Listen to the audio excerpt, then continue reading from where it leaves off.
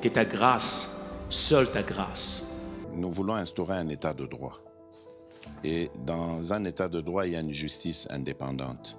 Ce n'est pas à l'individu Félix Tshisekedi de commencer à faire justice.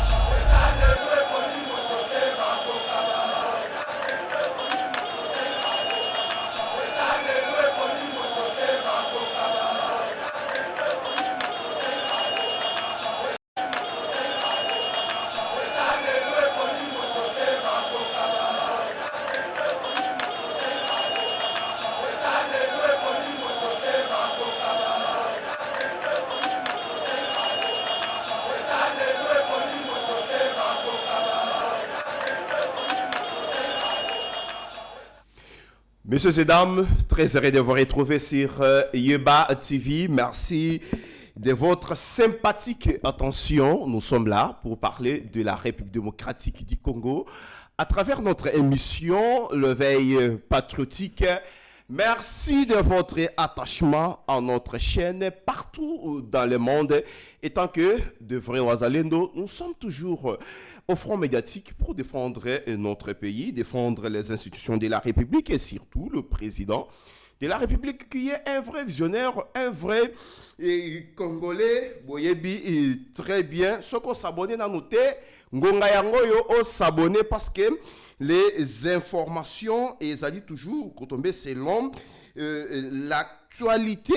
Et aujourd'hui, nous avons le réel plaisir de recevoir sur ces plateaux JC Mwamba qui est déjà là, président, il y a parti politique ITR, Union de réformateurs tshisekedistes. Ensemble avec lui, nous allons parler de l'actualité.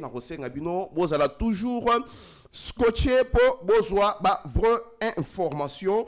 Très cher président, bonjour. Bonjour mon frère. En tout cas, c'est JC Moulumba. Oh, JC Moulumba. JC Moulumba, UTR, Union des Tshisekidistes réformateurs. Voilà, Union des Tshisekidistes réformateurs. Vous voyez très bien, les accords, ils ont déjà préparé, paraffé entre les deux parties, c'est-à-dire la RDC et le Rwanda.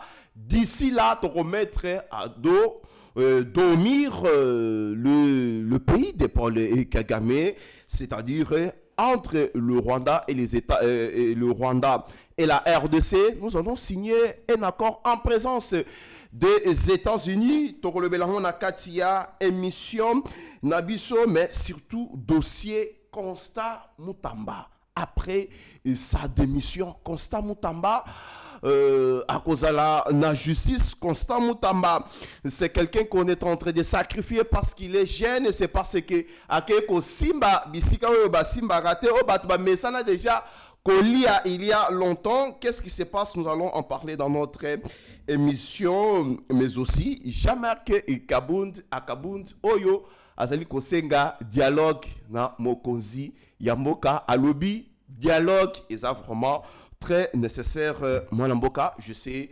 Moulumba, ici sur ce plateau de Yeba TV, ça fait longtemps. Oyozo Lekate, Abanda Kotunabiso, Akenda Wapi, Azawapi. Votre présence aujourd'hui, Ezali Elo Komoko, Yamutu Yapona, Balandi, Nabiso, Nakobandana, nous avons accord Oyo et Kosinyame entre les deux pays. C'est au même moment que Paul Kagame, Azali Kobela, Makassi, selon les informations, analyse Nukoki Kosala par rapport à cette situation. Merci mon Amboka, merci équipe Mbumba Yeba TV. Komata Rokita, Mobembo Ebele, des salariés mo absence, mais ce que tu as Namboka, Balinga Rabiso, Rolanda Biso, régulièrement, donc tu as la on a pas de cette information. Ce qui est l'équipe, Boyebi, n'a jamais pour na koloba Oyo, Sengeli Kolobate, na Lobara Oyo, Izananzela. Na Epsegi, na émission Nanga Yasuka, na Epsegi Balamboka, président Félix a reçu la bino surprise, et surprise Yango. Yango lelo eza makambo ya accord ngaku nazomona tina ba congolais ba mituna so ba question souté donc accord ezoko signamé le Rwandais, Kagame, azala maladie, akufa te, accord de Kosigname. Donc, Oyo, et ça la lobby, et Zali nango kaka, ça paraf. Mais ça bassine, Oyo la sake, Kagame, akufa, abela te, accord de Kosigname. Alors, peuple congolais, président Félix a mis Bebino d'une manière diplomatique. Pour nous relancer, nous avons 1000 façons. Il y a aussi sa guerre dans le Congo. Où il y a un accord historique. Même après Banabiso, Beta Masolo Oyo. Donc, il y a Salami, et Sengel Nabiso, Totika Nyoso Namaboko Nzambe.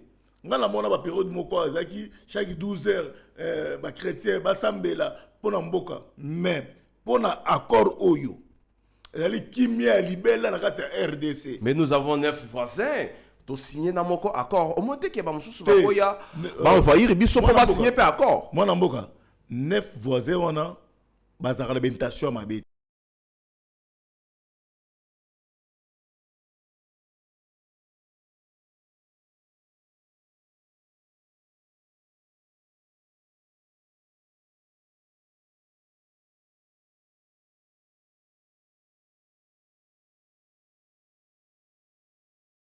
Mais, Oyo, ils ont ça la massiko na RDC. Peuple congolais, boza la stand-by, bova na kimia, totika la biso nos na boko andambe, toyebi ke banguna, bayini ya Congo, baza pourte, bayini ya Congo za banani, ba Moïse Katumbi. Ah. Ouais.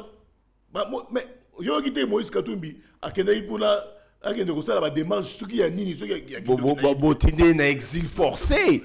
C'est le battu ensemble. Moutatinda Moïse Katumbi na exil forcé zate. Moutatinda Moïse Katumbi na exil forcé zate. Moïse Katumbi azotonga plein d'avions na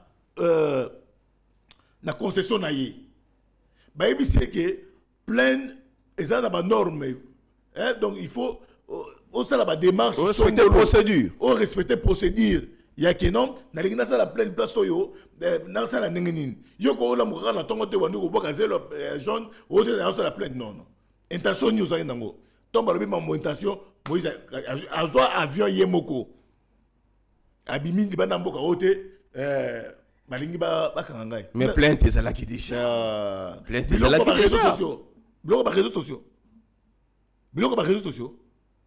Yo mona serve papa. Bamba Moïse Katumbi wana ezali étranger donc Kabila Rwandais. Moïse Katumbi boyebi nationalité na ye. Eza batu bandoki oyo baye ko traumatiser peuple congolais. Moïse Katumbi d'ancien gouverneur. Mais papa, nana ngwa éviter les étrangers. Nana éviter. Est-ce congolais a pembe wana zali? Oh. Ba passeport na yezo la kisa. Awa, passeport na ye congolais ezalaki na maboko ya l'État. Bon, avant j'ai na passeport ni. Tortika Kolanda, makambo ezo distrait mboka. Peuple congolais, accord auto ndoko zela, yango wana ye. Tortika na biso ba distraction ya Kolanda Kabila, histoire na ye. Et aussi là après le 27 juin oyo, ndeto ba Kabila place à Kovanda parce que pour Kagame paye on demande Kabila te. Mais c'est ça aussi la question, ceux qui ont signé accord avec le Rwanda. Les Missi moi les Nanga qui sont des Congolais, parce qu'ils sont dans la rébellion. Les Franck Diongo. Ndeko oya précédé kinga alobaki le mot très important.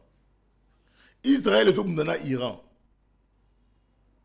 Yo Israélien au le jamais comme ça Iran. Ce qu'on s'est dit, makambo wana bakobo mayo. Quand na Congo nde ba bêtise on est salamaka. Que Congolais zo bundana Rwandais, allez un Congolais a qui soutenir Rwanda. Donc bananga, c'est là dans le bon pour la ligne. Bananga bazoko mériter pendaison. Pendaison plutôt. Donc kocha bango eloko auto sala na Kabila te. Faut to sala ngona bananga. Kocha ina cage. Na se a moi. Oh, Jean-Marc Kabunda, le photo vanda poto trouver Kinya. Je connais la vérité. Moi, j'ai quitté l'UDPS. Je suis parti politique pour Jean-Marc Kabunda. Banda Jean-Marc Kabunda, UDPS. ngana sokola maboko na IDPS na bino non ce gars kota musangati tozonga na accord mwana mboka JC Mulumba accord ango eza na intérêt politique sécuritaire et économique, c'est-à-dire sur le plan économique on va continuer à collaborer avec le Rwanda na zalaki na circuit moko hein après accord biso na Rwanda toza bien limité Rwanda a géré Oyaye oyebi ke ba bazana ba richesse na bango. Et puis même Congo Brazzaville a la cuivre. Congo Brazzaville a exposé pétrole. L'organisation a exposé pétrole dans le français. Mais comme réserve na bango c'est cuivre. Rwanda a la richesse naie. A exploité richesse Rwanda. Batika oya biso. Oyo ndamba pesa biso. Biso peut tout exploiter. Donc ngai vraiment na loué initiative du chef de l'État. Il y a accord de paix. Na loué initiative du chef de l'État, il y a cause nyon sur le Congo, qu'on peut dans les États-Unis pour na koluka kimia. Et ça bradage à minerai des oppositions ba koloba. Au monde histoire au monde chef de l'État, azaranaye na souci à koumela na pouvoir te. Hein? Félix azarana souci à koumela na pouvoir te. Souci à Félix, ils allaient locaux là. Nenge apesi Congo nzela mingi basala yango pona ko umela na pouvoir mais Félix asali yango pona souci ya Congo non na place ba miyibi ba français ba belge ba liaka biloko na biso na ndenga moyibi to pesa yango d'une manière officielle comme ça biso to profiter na sécurité pe développement ya Congo zela na bisayo na révéler le moyo ko mo e utu le kamikolo. Ah, 12 pays. Trump. Après, si embargo, on a 12 pays. Bakotagana, n'est-ce pas, n'a été. Est-ce que c'est RDC? Mais ceux qui démarche Wana, il y a accord Naba américain de la quitté. Mais Congo est de la 13e pays. Liste noire. Il est de la 13e pays. Pourquoi? Kobana. Démarche à Félix naba américain et bandou pèse à Congo moi valeur Congo comme cause moi ma papu que il solo ya Congo pe tout tambola ka tout zoramo pe pour les lois solo Congo et comme ko beta ma partout on est ko beta mati donc peuple congolais ngako les lois zo senga ba pasteur na biso moment yango ya ko organiser ce ba milulu ya kotombola nzambe bino boy démarche ya église o wapi bino boy démarche na bango na biboye démarche église ni c'est église catholique bino non très bien non église catholique biso nyoso to uti na église catholique ngala na plateau na bino awa na nyangwe tombo zana na nyangwe na lobaka ngai je fuis mon ndimi ya biso to koli na église catholique. Tango ya babe makamba tango ya nzembo yo mokonza ko benga ngai omesa wa yo esantu biso to koli na église catholique za église to ya ba mbongo te ya ba sole te ambongo soka za ki sérieux mbele to ngoto mona ikunati soki ambongo za sérieux akoma pape mais pourquoi pas mais balongola ye na course babi te yo za mo sérieux et lo ba venanga avec mukuna babi yo za mo sérieux yo za mo panzi yo makambo esimbi na yo te wana za ba commerçant sans capital nto bisa yo ambongo na sole bazui ba retrouver cop na bango ndeni ya kolia mbongo na sima ya politique makambo basa za sérieux te mais j'aime ça le lot moni église catholique et côté la logique de l'église de réveil. Cela veut dire que marambo l'église de réveil fait ça là ka et ça ira bien. Ça ira bien. Ce que dolingi Congo té, Congo zamboka na biso, Congo zamboka félicité. Nous nous sommes laissés faire pendant 18 ans pour un imbécile Kabila, Rwandais. Atambusi ngai. Et ça n'a pas si makasi. Ton autant que non, ton le gars na plateau na bino na 18 ans Kabila. Tout le monde va plateau, tout ce que c'est que non, ce type n'est pas Kabila, c'est Hippolyte Kanambe. Tout le bango. Non, non, dis-moi Gibiso. Bah, traiter bino ba moins sérieux dans Bah, sans tu- été, raisonnement, il y a sans Yes, été. sans été. Aujourd'hui, c'est Jean-Pierre Bemba qui vient confirmer aux Congolais, Mais à l'époque, qui n'est pas membre de à l'UDPS. l'époque, il y a maintenant 8 ans passés. Félix a fait 6 ans. Il a pouvoir. Mais bien, 8 ans passés, 10 ans passés. Dans le plateau de Bino, que Congolais la Mouka, ces gars, c'était Rwandais. Kabila, c'était Rwandais. À tout en Boustabiso. Et ça, là, n'a pas si. Raisonnez que pendant 10 ans, Nazaraka n'a pas si. Et Tala Moussala Mouné n'est pas de Koloba. Chaque jour, Tolobaka. Chaque jour, Tolobaka. Mais mon Konzamboka, attends la paix entourage naïe. C'est très important. Mon Konzamboka, attends la paix entourage naïe. On en a marre. Tolembi Bino. Surtout à l'union sacrée. T'es union sacrée, tu reçois la deuxième étape. Quand je dis l'entourage, cela veut dire bah, collaborateur, il y a chef de l'État. Les gens qui entourent le chef de l'État. Non, on peut faire exemple, mon palpable. Il y a un qui écoute. Pour nous, l'ingaraté que le Bélikambu, ça qui est dans un élément. Par exemple, ça Félix Tshisekedi Moussala Makassi. Lorsque nous avons lutté pour le pouvoir Oyo, et Belé va traiter va traiter dans limité. Moi, je sais Moulumba. J'ai contribué. Moi. Tant que nous avons lutté pour qu'aujourd'hui, Toyiba Kabila pouvoir, Namaboko, parce que moi, je suis parmi les trois. Les trois. Oba c'est là que Toyiba Kabila pouvoir, Namaboko. Nazo yebiso biloko. Tant que caméra zo ya limité 6h, 5h, 3h, 4h. Ba Augustin Kabuya, ba traiter biso ba traître. Et yango ngala lingara jamais muto astala ramasser qui na pouvoir à Félix. Pour biso to sibisa. To souffre pour que pouvoir e vanda, to souffre. Et tu vois, moi je sais, quand le chef de l'État souffre, moi je sais. Quand on va bien, naïebi. Mais il est très mal entouré. C'est très important. Tozonga na abakor o ezali na intérêt politique, sécuritaire, économique. Ndenge na outil et Koloba, mais quelque part, au lobby, Joseph Kabila, c'était un Rwandais, mais dans son discours, Wana Outukobi sa plateforme à Sika, Jean-Marc Kabunda lobby, il faut que les Congolais, surtout les Sangana, bison surtout ça la dialogue. Potosi Samakambouana, il y a Est, c'est-à-dire Tovanda Bananga, Bakabila, Batouana, surtout Potosi Sayango. Azanan. Jean-Marc Kabunda, Azanan Namboka. Il est qui? Un voyou ramassé. Jassim. Hein? Un ramassi. Ba ramassé yé. Ba yé na yé un colis. Ce qui moutoise, quand même qu'on soit soin na yé mon côté. Ne, mon PC charge UDPS.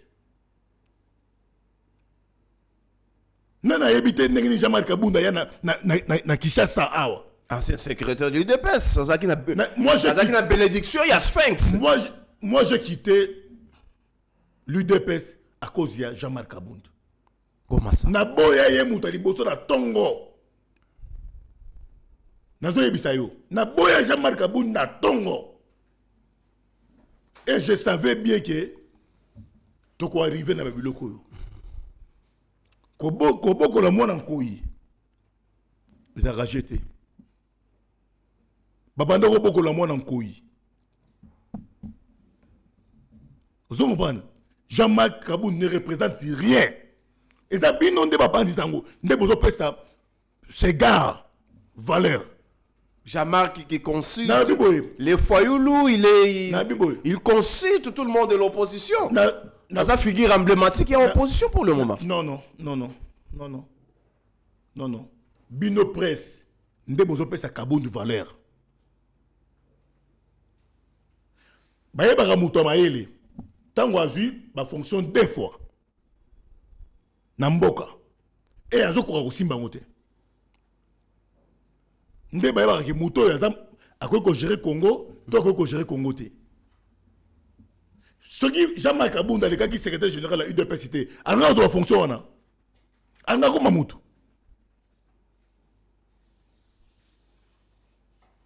En a comme Mamutu. Vous placez qui parce que ça qui est compétent. Non non. Ngana ko yebisa yo. Pourquoi Bachaka Jean-Marc Abounda quand on le na plateau oyo. Pourquoi Bachaka Jean-Marc Abounda secrétaire général? Surtout pour la balandi na biso. Yo kana yebisa yo peuple congolais ba bonne nyoso bolanda. Jean-Marc Abounda Bachaka yé parce qu'à l'époque il y avait Bruno Mavungu. Ce qui est son âme repose en paix. Alors c'est là qui ba secrétaire général oyo bakoya bazala moins âgé que le président Félix. Parce que ceux qui sont secrétaire général, il y a président, il y a parti, respect aux alatés. Alors, Neba Kenara Koluka. Ramassio, il y a jamais un vrai combattant de l'UDPS. À l'époque, même ici à Kinshasa, il y avait de vrais combattants. Il y avait des vrais combattants. Alors, le col na Kinshasa, il dépêche comment qui n'a pas parti. Comment qui n'a pas camp. Quand Mobake, quand Moutanda, Belchika. Belchika ça l'ongwaki. Tout ce qui n'a deux camps. Quand Mobake, tu es secrétaire général, obédience à Moutanda. Moi, je suis so baché obédience à Mobake. Moi, je suis yango bakina koluka net et moins âgé que Félix. Parce que le vieux Azalaki déjà, nous autres, comment il vraiment n'a pas de problème. Quand je dis les vieux, c'est les sphinx. Comment il déjà affaibli et nous sommes comment il Félix. C'est alors que Topin. Topin kabongo mukinge shai. Topin. Topin, c'est la maïele. Topin, qui est dans UDPS. Topin, qui est dans l'influence, il y a présidence. Congo, ils ont un bisognoso. Topin, c'est comme un trafic de filiance. Hein? Donc, comment on est appelé à Topin? Pourquoi on est appelé à Topin? Nous avons un la bureau, nous avons abbé, mais c'est l'abbé Théodore Chilumba. Nous avons un bureau, il y a président Félix. Dans 11e MIRIP. Place de permanence, il y a des pièces. Nassé sur le côté Nassé. Des bureaux privés, il y a Félix. Parce que le vieux déjà, nous autres comme qui, Mikakatano. C'est ce qui va louer moi, le secrétaire général, il y a moi, il faut pas tchayer maloba na munoko. C'est Kabundula. C'est Kabundula. Sotali ka forme na ye, Ibu. Aujourd'hui, il est dans l'opposition. Non, fonctionnement. Non. Azana liloba koloba te. Akolobelo kote na mboko yo. Moi, je combattrai Kabound jusqu'à ma dernière énergie. Moi, Justin Moulumba. Par le but, ça, la dialogue, dans ce pays, Fayou l'Amérique Djamout. Si c'était facile, Fayou avait osé. Et c'est Magui. A fait, Fayou l'a réécouté en Inde qu'on a été. Boka Yé, Ibu a jamais Kabound. Et aussi mbatté. Et aussi mbatté. Donc, on est allé voir la moto à Makelele. N'avant un circuit. Tant que ça a bloqué, on a hier. Tant que on va dans un circuit, a créé une plateforme à mon nez avec beaucoup de partis politiques. Il devient influent. Tu es barablo Kouana. Tu es barablo Kouana. Tu es barablo Kouana. N'est-ce pas la marque? Hein? Tu es bi. Il cherche l'argent. Hauluka Mbongo. Basango ba proposa qui dialogue boboyi parce que bazala qui financé par M. Paul Kagame. Aujourd'hui, c'est Jean-Marc Kabound. Et pourquoi Bokobo est toujours dialogue? Ce qui coûte Senko. Yena marambo ba dialogue to boyi yango. Kaka Ibu. Penga. Oh. Mboka beto mo saka nango to olalo la muka bona tongo te ngai Jean-Marc Kabound na déclarer dialogue. De lors na pouvoir nan. Banda Mboulani, dans ma plateau, il n'y aura pas de dialogue dans ces pays. Donc, c'est dans le Mingi. Nous allons signer un accord, Nakagame. Donc, la RDC et les Rwandais. Abou, bien. Donc, entre les États, pas des partis politiques. Pas de partis politiques. Pas, je dis bien, pas de partis politiques. On a besoin de J.C. Moulumba n'a contribué à Congo pour que tout soit flair le col Félix. Moi, j'ai contribué. Sozo Kate, pour que RDC soit chance, mon contribution le col Félix, c'est ce qu'il dit. Moi, j'ai contribué. Je me suis sacrifié. Je suis témoin, le président Vital Kamerhe. Ce qui est Yango, je Vital Kamerhe comme témoin. Ce qui est Nazara n'a réserve. Il y a quoi attaquer Vital Kamerhe. Parce que je sais. Mouta Nazara n'a défaut, n'a pas qualité. Vous comprenez? Ce qu'il m'avait promis, en 2012, 2013, à Kokisa Yango. Et à l'époque, quand je faisais tout ça, tout ce monde-là, il y a J.C. Moulumba. Il mettait Oyo. J.C. Moulumba. Et aujourd'hui, Bato Sepela na pouvoir rango, ce sont eux. Bato Kolia, Bato Tambola Carrosse, ce sont eux. Mais Biso Bato, to souffre Makambango, to Zokotala Bango. Mais pour la population Oyo, to Rolembate, ko soutenir Mokontamboka. Accord les autres signamés. Naïbiso Monamboka, accord les autres signamés, peuple congolais, diaspora, accord les autres signamés. Nakana bango molile koti. Nakana bango molile koti. Ah, on senga dialogue, parce que boyebi que vous avez levier à dialogue. Il y a accord plutôt. Mon est devant Niboy. Hein? Non, besoin d'information. Na minute soyo kabananga bana réunion.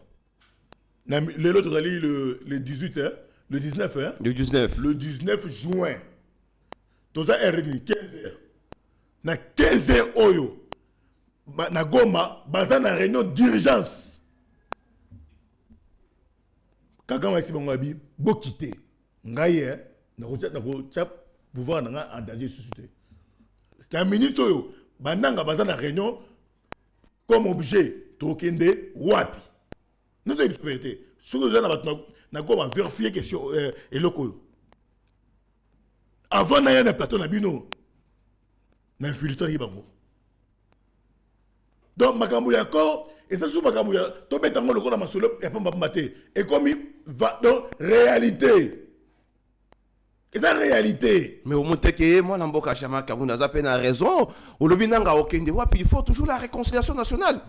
Nanga il faut au moins oyo to rater ko ça na Kabila. To ça na nanga. Makambu oyo to raté ko ça na Kabila. To ça na nanga. Nanga to relé onda mundambu. Et ko za la pona mbala liboso peuple congolais alien de konaye to et puis to zoli nanga lokola Rwandais. To zoli nanga lokola congolais oyo a trahir peuple bande konaye. To ko yoka déclaration ya tribu na été. Na biboye. Tangu est-ce que na batu nyoso o nanga bomisi bande konaye bazate. Tribu na ye ba kokufite. Yoka ntiango. Est-ce que ça la rébellion comme bomisi bande konaye c'est la meilleure façon. Il y a un pouvoir. Nanga, Willingoma, Tokolia bino namu lokola ba kabri. Oh, to sali na kabilate, to sala ngona bino. Voilà, moi Lamboka J.C. Moulumba Togo continue toujours dans l'émission l'éveil patriotique. Affaire Constant Moutamba. Constant Moutamba, le crocodile de Lubao. Constant Moutamba, ancien ministre de la Justice. Constant Moutamba qui démissionne aujourd'hui. Pression Azaliko subir par rapport à dossier. Oh, Yobazali Kolobaka détourné. Constant Moutamba, il faut Azala juger. On dirait bras de fer Ezali entre des anciens dinosaures et la jeunesse aujourd'hui. Oh, balingi mboke ko ya susu na gouffre. Mon amboka. Et ça pour mbala liboso na plateau na bino na lobela de Constant Moutamba. eza mawa pour na Congo. Eza mawa. Ata soki Constant Mutamba nda pesi bango ba beki. Pongai et là on a reproché ndeko na ngai Constant Mutamba ezali apesi ba inina ye ba beki. Comment? Fallait pas Willy Mishiki Akima. Oh, Willy Mishiki Akimi. Non non. Code Mboka. Willy Moucheni. Willy Moucheni. Il est beaucoup cité, ces messieurs. Fallait pas Willy Moucheni Akima. Vous comprenez? Au moins, il y a un likambo. Jusque-là, Constant Mutamba, même na 100 francs, même na 10 francs. Ali était. Et ça, c'est non, bah, mekato. Hein? Abetaki bablo on est bien té. Zai biloko ya mbangu. Mais Abetaki quand même. Bon, on a le bien. Mais c'est là au fond de se trouve la justice, c'est ça pour clouer place ouana. Moi Namboka. Je ne suis pas venu pour défendre Constant Mutamba. Mais dans l'autre ça, pourquoi biso ba congolais tout le monde a du côté négatif. Pour la nuit de totali malamu ya Constant Mutamba te. Batia chef Mokondamboka devant un fait accompli. Dans Zoye Bate, nasa la nini. Mais pour moi, fallait peuple plater les mains à sauver honneur ya Constant Mutamba. Si il peut plater les mains à sauver Constant Mutamba, tant qu'on a raison, à retirer la souko répéter, ma bêtise oyo à salakite. Parce que justice nabiso, et zo senga mutu encourager le kola Constant Mutamba. Namboka oyo, tozi boni ba ministre de la justice na Congo. Yebisangaye. Ba ministre de la justice boni ba l'équipe na Félix Tshisekedi. Mais encourager le kola Constant Mutamba. Toko peut être eboité. Ngai c'est là qui n'a pas si ton amoni, tant batu bazoloba que vient ngai Vital Kamerhe aza parmi batu ba livrer Constant Mutamba. Parce que le dossier n'a pas na vitesse moko. Tandis que Nicolas Kazadi. Il y a Moïbi ou Nicolas Kazadi. Il y a Ndoki ou Nicolas Kazadi. Il y a Zoba ou Nicolas Kazadi. Jassim. Ce qui est fou nangai. Hein? Naroleka naroba. Pourquoi la bengi Zoba? Na yebite na époque Félix. Ceux qui va signer ça, le ministre va nommer que le secret d'État et bimakate signé à ou bien bango ou bien lokota bango avant nika na poto boye ba bengié yaka pour fonctionner là parce que tout le monde va bêtise au sein du Congo minka ba diaspora yango moni ba memi mutamba mbangu ngai la personne de Mutamba qui parle dans Ngaïté. Mais et ça le liné à Moussala na sepela kanango. Na daraché fukutimi. Ce na belle li pona mutu. C'est mutu na cause la sauver. Constant Mutamba. Nana ko sauver Constant Mutamba. Comment? Devant la justice. Vous êtes avocat. Chef coutumier. Ce que tu n'es les étamboués. Qui est JC Moulumba? Ngai na sauvé Constant Mutamba. Moi. A tout dit tout. Na aucun de Lukayete. Constant Mutamba. Atinda batu na ba Lukanga. Na ko sauvé. Parce que Rankin na ye uti wapi. Vonde. Pourquoi quand Vonde? Parce que c'est lui le procureur. Parce que Yeb Constant Mutamba a 5 qui dans Vonde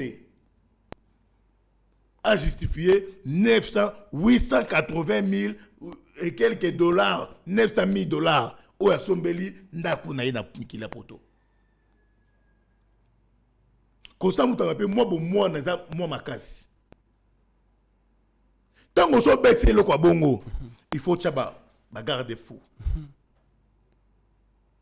Parce que aïe, quitter le ronini, vont dans préparer. Malgré se réconcilier qui déjà. Aïe, quitter. Mais je le dis tout haut. Moi, na peuple congolais, nous sommes là pour la Costa Moutamba. Peuple congolais, la Costa Moutamba, pardon. Parce que tout le monde a une différence entre celle et la Moussala et la Costa Moutamba. N'a pas ministre passé, nous sommes en Boka Oyo. Il y a justice. Félix a la chance. A la chance. Et ça, il y a 4 ministères qui fonctionner bien. 4 ministères. 4 ministères. 4 ministères. Justice. Il y a Costa Moutamba. Tout le monde a justice. Non, justice à Costa Moutamba. Affaires étrangères. Jacquemin Chabani. 4e. On l'a pas mis ballet. On a attendu le message. Mais attends le message, il y a bien mis ballet, on a attendu le message. Vous comprenez? Mais si quand tango batoko longo là, oyo moko azoko kosala musala bien, même si a critique kaka mukontamboka. Batu oyo Félix a travaillé na bango lelo. Basala mabeko le registre mulumba. Basala mabeko le registre mulumba. Bafinga Félix. À l'époque, vers les années 2000, si je ne me trompe pas, 2011, 2012, la mère Mende, Au Malanga, Abandoro Finga Papa Tshisekedi. Le vieux Tshisekedi, le père, était sérieusement malade. Eliezer Ntambwe venait alimenter pour rencontrer J.C. Moulumba. Après ça, il y a une vraie version. Donc, Mende a fini, Papa Tshisekedi malade, na TV, et J.C. Moulumba à contredire. Tant au pouvoir, il y a Kabila. Bazoluka Félix Tshisekedi comme rapporteur ya CENI. Nanya Sova Félix Tshisekedi. Pour accueillir la paix journée, c'est J.C. Moulumba. Dans les cas de la télévision, na deux mentures. Na ABC peuple congolais, peine à informer na bato peu perdre que Félix Tshisekedi azap ni de près ni de loin na démarche à Sami Badibanga. Félix Tshisekedi a Yambakanga. Malgré pour toi va revenir na bisoté. Peut-être à l'époque, il y a mon qui fonctionne et Simbagi naie, mais bisoté va aigle. Ton nom mon que l'homme veut à gérer Congo. Alors, Toro Zabilo a Mikété. Et aujourd'hui, nous ne sommes pas des bénéficiaires. Mettons, et là, on va pour défendre ce pays. Et là, on va pour défendre Mokontamboka. Donc, Bato Babundi, vrai combat, Bato se retrouve toujours dans sans été. Basaki n'a combatté. Ils sont aux affaires, c'est qui insultent eux-mêmes l'UDPS et le soin de l'humanité. N'a pas son information. Pendant tout ce temps, Didier Bidimbo est là wapi. Est-ce que dans l'UDPS, tu as déjà entendu parler de Bidimbo? Mais c'est parmi les meilleurs ministres, Félix Tshisekedi, depuis le gouvernement Ilunga Kamba. Mais un mafia? Oh. Na période Oyo. Sauf qu'il y a un stade de martyrs. Il y a eu partout. Zamba, salité. Nabisio, qui est un stade de martyrs, au cours de salité, moko ya souka. Mais Dibidimbo, alors que nous signé et l'on moko na Monaco. 5 millions de dollars. On a 5 millions de dollars. Quel moïbi. Quelle aventure pour ce pays. PL Kimbango. Donc, biso toi ko accompagner bango. Vodacom a foutu 250 000 dollars pour ne pas panneau publicitaire. Mais, il y a gardiennage. Il y a gardiennage. Oh, ça la canastade. Il y a 18 mois impayés. Bajan à l'État. Oh, bazana, inclus le ministère sport. Bazana 12 mois impayés.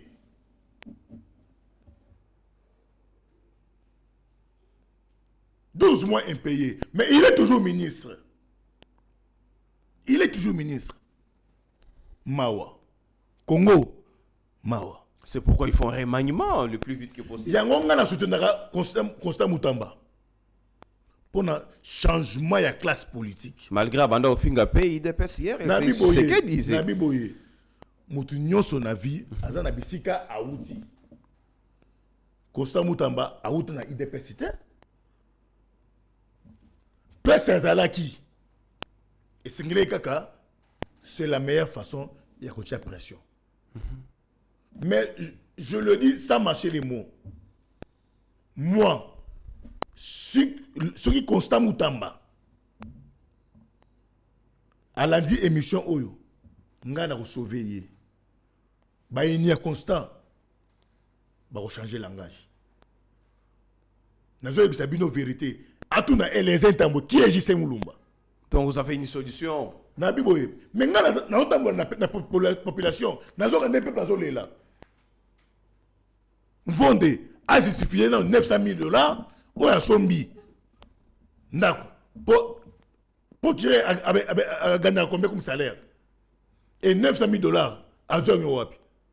Mbala moko, bon oui, ton dimi que biso peuple, ton dimi que Moutamba a tentative à Roïba.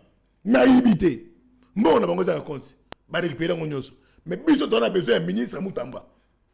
À continuer Moussala. Biso, nous allons organiser des marches UTR pour que Constant Moutamba soit rétabli. Donc vous allez faciliter le procès Moutamba dans quelques jours. Nabi Boye, Congo, il faut ezonga nanzela. Et parmi les jeunes, oyo bako zo Congo nanzela, ils ba Moutamba. Ba J.C. Moulumba. Et ça va faire ba mi bioti. Pas de Kabunda Kabunda. Kabund. J'aurais ça. Kabund a sali na fonction 3 mois. Mais biloko oyo Kabund a nango na Congo. Et ça un mouton a sali 5 ans. Mbonga joué. Na ki salaire il y a vice-président. Nan nango mona Kabund te le colo cheval. Ba pa perdre ba o se cailler. C'est un hibou. Il a déclassé la classe politique. C'est un voleur. Si on a une émission, on met autant de combat Kabound, na 4 émissions de Binaki. Voilà, J.C. Moulumba sur ce plateau de Eva TV à travers notre émission L'éveil patriotique. Mesdames et messieurs, nous sommes presque à la fin. Et mot pour terminer l'émission d'aujourd'hui en regardant la caméra de Mike Tsouaka. Je ne suis pas venu ici pour parler de l'UDPS. Mais il y a des fois, totalement, il y a l'UDPS et Salamawa. Nous peut ça conseiller Augustin Kabouya. CG. Atala et Tambolilinaye. A cité Makasi. Et ça la sonne. Malgré ceux qui ont l'équipe à TV, au lobby, il faut le barrage à Augustin Kabouya. Sur le lobby, ma bien Augustin Kabouya, Batindi Batou. Mais nga jou boromeka. Jou boromeka. Nego dans la histoire. N'a pas de vérité. Nga jou boromeka. Et vous avez la histoire. Puis vous avez la histoire. Mouton pas aussi la bombe à la tête. Non, ça on a limité. Non, ça on a limité. Si on a CG à parti, mon rôle à UDPS, parti présidentiel, il faut étamboler dans le pays et ça la malam. Et ça parti à peuple. Au moment où on a limité, on a permanence à UDPS. Papa, tu sais qu'il y a son bagango pour la permanence à UDPS. À son bagango pour un projet $500. Tant qu'on a la Mokozamboka, après ça, la famille, $500, $500, avant qu'il y ait Assalam, Salam Alam. Donc, Bangui va recenser la famille de son ville à Kinshasa. Bah, dans chaque famille, $500, $500.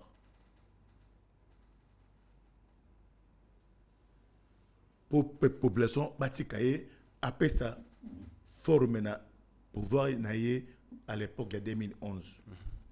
Mais entourage à Mokontamboka, Bazoko Ide y était. Félix Tshisekedi est très mal entouré. Na bescro, ba Mario na poto. Je na cité. Topin Kabongo. Topin Kabongo avant na venir il y a ambassade ya États-Unis. A Foutelaka na appartement moko ezali en diagonale na ambassade des États-Unis menacima. Mais na ebisio bandeko bavona na veni wana. Nyonso baza mal à l'aise. Bandeko nyonso baza l'activité na veni wana. Nyonso baza mal à l'aise. Pour la nini ote bazui papa qui est chef de l'État Topin Kabongo. Donc, ceux qui ont cette activité dans venir, on a en premier ambassade des États-Unis, Topé, Ote, tant que les carana na cortège naie, batu bata la kaye. Yo zanani, Topé Kabongo zanani. Topé Kabongo, dans ce pays tu es qui un simple questeur. Quand J.C. Moulumba a négocié avec Vital Kamerhe pour pouvoir régner dans le lot, tu étais où? Tu étais où, messieurs? C'est la Mokonzamboka caché. Pouvoir à Balouba. Pouvoir à Balouba. Yo, Ozova na venu l'ambassade des États-Unis. Hein? Moutozo, ça la activité na yé. Et déranger la nini. Eh, bazo mérité. Bazo mérité. Donc, plus de population. To funda bino et pas nzambe boso to fundi pas mokonzamboka aosa na le côté aosi kabino bosa na ba bavir oki boso be bisela caché na ye bo be c'est le kumu na ye population lingi Félix Tshisekedi alingi binote et puis population so alingi yo abando mela na mabe na malamu mais na bisio entourage mokonzamboka ba topeka bongo donc pouvoir comme ya bango pouvoir le Congo comme ya topeka bongo un simple questeur l'Assemblée nationale, sur le Sénat. Topin, Tuna José Kalala, qui est J.C. Moulumba. Mon vieux, j'ai sali en passant. José Kalala. Topin, Tuna José Kalala. Mais toi, ton père, tu me connais très bien. Ceux de l'autre Kabango Boye, c'est des ailes. Yo le kanakana yo. Ba voisin, ba d'autres Kabilo na bango. Ba etalio na nini. Et nous sommes c'est Mokonzamboka ou Azo Fingama. Félix Tshisekedi. Nous sommes Félix Tshisekedi. Asa lini ni mon amba la bato. Mokonzamboka. Tous on a respect belé panayo. Toto sagayo. Tout ça la pe ma belé te. Oyo leki oyo entourage nous salate. Mais dans l'entourage na yo et tambola bien te. Kabund, Congo Zayuti, Lambalia, Toyate, mais yo, dialogue n'a pas de Ibou. Merci. Voilà, messieurs et dames, ça en est fini aujourd'hui avec J.C. Moulumba. Botika toujours scotché sur Yeba TV. Nous sommes là pour vous informer. Merci. Nabaïnyo, surtout Balanda Kibiso. À travers le monde, merci aussi. Il y a Mike Chiswaka, équipe technique Mobimba. Il y a Yeba TV, Botika là toujours scotché sur cette grande machine de l'information à travers le monde. Seigneur, que ta grâce, seule ta grâce. Nous voulons instaurer un état de droit. Et dans un état de droit, il y a une justice indépendante. Ce n'est pas à l'individu Félix Tshisekedi de commencer à faire justice.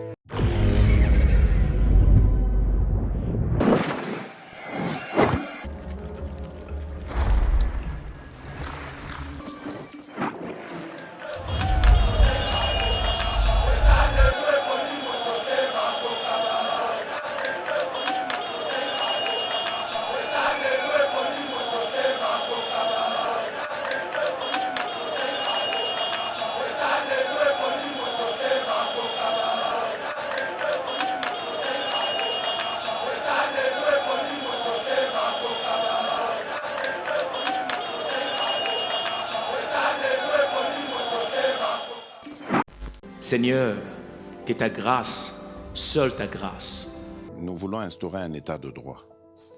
Et dans un état de droit, il y a une justice indépendante. Ce n'est pas à l'individu Félix Tshisekedi de commencer